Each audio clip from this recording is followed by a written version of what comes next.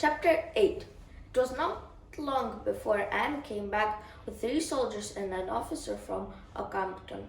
It was the same officer who had led the search the week before, the one with the mean face and the thin moustache. David and Tucky grinned at him, but the officer ignored them and looked frostily at Mr. Reynolds when he said that 2 boys and a dog had succeeded when the army, the police, and the home guard had failed. The boys enjoyed his obvious embarrassment. The German remained silent as they took him away, but he was leaving the cottage. He turned and saluted, and the boys noticed his eyes were smiling as he did so. Then he was gone, and the soldiers with him. Tucky begged to be allowed to go up to the village with the soldiers, but was told that the prisoner was being taken directly to Ockhampton for questioning. There was to be no glory that night for Tucky. But it came the next day at school assembly. Mr. Cooper congratulated David and Tucky on their courage and tenacity, and the entire school clapped and cheered them. In the middle of the morning lessons, 2 men from the local paper arrived to interview them and to take photographs. Tucky did most of the talking now, and David only interrupted him when he thought Tucky might be forgetting which story he was telling. Overnight, the townies had become local heroes, and the village crowded over the 2 boys who had surprised and captured a burly German pilot by themselves. At home, Mr. Reynolds killed one of the old hens for a celebration supper, and Anne baked a rhubarb pie. It was the crest of the wave, but through it all, David could not help thinking about the German pilot upon the moor fighting his way through the wind and rain towards the coast. And the happier the evening became, the more he thought of the lies and trickery that had made it all possible. Neither of them could sleep that night. Tucky, too, was thinking about the Germans out of the moor. How far do you think he's got? Dunno, said David. Not far. He can't have got far. He won't die, will he? Tucky said. I don't want him to die. Do you? No, David said. I don't. Of course I don't. But I don't want him to get away either. Do you think anyone knows, Davy? About him, I mean. Not now. Not after what the German told Mr. Reynolds. I suppose he was trying to thank us. Do you think? Suppose so. Davy, I like being liked, don't you? Everyone liked us today, at school, in the village, here, everyone. Do you think Anne and Mr. Reynolds would like us if they ever found out? David asked quietly. Doesn't matter, does it? Tucky said, knocking his pillow into shape. They'll never find out. Not now, not ever. I hope not. David squeezed his eyes tight shut. I hope not. It was nearly a week later, and they were having their tea with Anne and Mr. Reynolds, that came back from market with the newspaper. He spread it out on the kitchen table and stood back. There you are, my dears. Famous at last, he said. You put the village on the front page of the Western Morning News. 'Tis the first time I've seen that. David and Tucky stared at the photograph. They were standing by the school gates. Tucky was grinning happily and giving the thumbs-up sign, and he had his arm around David, who was looking windswept and camera-shy. The headline stood out in thick black letters, Luftwaffe pilots captured by village boys, and below was the story as Tucky had told it.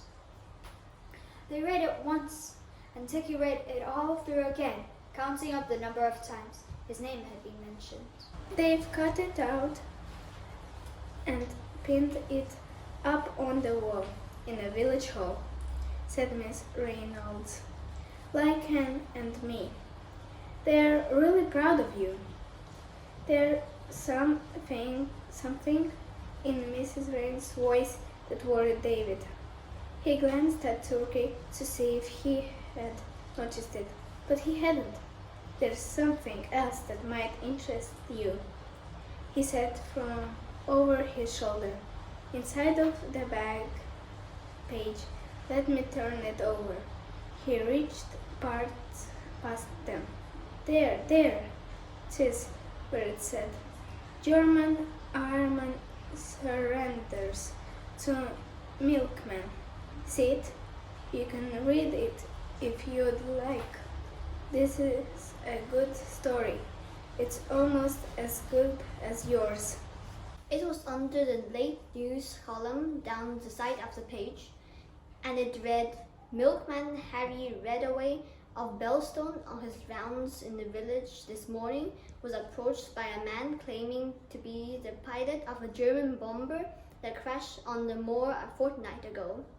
He said his plane had sunk in a bog and asked to be taken to the police. Mr. Redaway says the man was suffering from exposure. Police and army authorities believe he is from the same place as the Luftwaffe pilots captured recently near Imberley by 2 evacuee boys from London." David's mouth was dry when he'd finished reading it. He swallowed hard and tried to speak normally. "But he said they were all dead, didn't he? He said he was the only one left." "'Tis natural, my dear. You'd hardly expect him to give his friend away, would you? 'Tis natural for a friend to protect a friend, isn't it? He was lying to us, I'm afraid, about that anyway. No reason to lie about the rest, had he?" There was no doubt now. At that moment, both David and Tucky knew they were discovered. This time, there were no quick answer, no way out. It was over. Only Anne looked puzzled. Mr. Reynolds put his arm around her.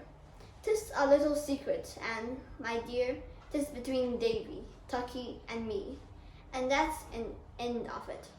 When they are ready, no doubt they'll tell me why they did it, what they did, and then I can tell you, my dear. He saved my life."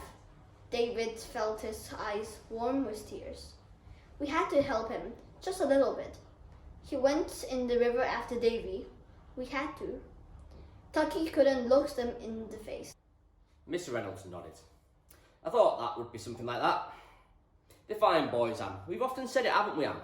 We often think that if we'd have been blessed with children, we'd want to have 2 of them just like you two, and there's nothing that'll change our minds." "You'll tell Anne?" David asked. "You'll tell her everything?" "Course I will, Davy, course I will. Then it'll be a secret between all of us." "But was it wrong?" Tucky said quietly. "'Tis never wrong to do what you feel is right, Tucky," said Mr. Reynolds, ruffling his hair. "Now, there's work to be done. There's a sheep or 2 gone out over the edge on Black Meadow. Can you lend an hand, my dears?" "Only one thing," Mr. Reynolds went on, as they herded the sheep in through the gate. "That bottle of whiskey. I can forget the eggs, and Annia. I expect she can get the pie. But the whiskey, that's a different matter. I won that in a raffle, that bottle, and I was going to make it last to the end of the war.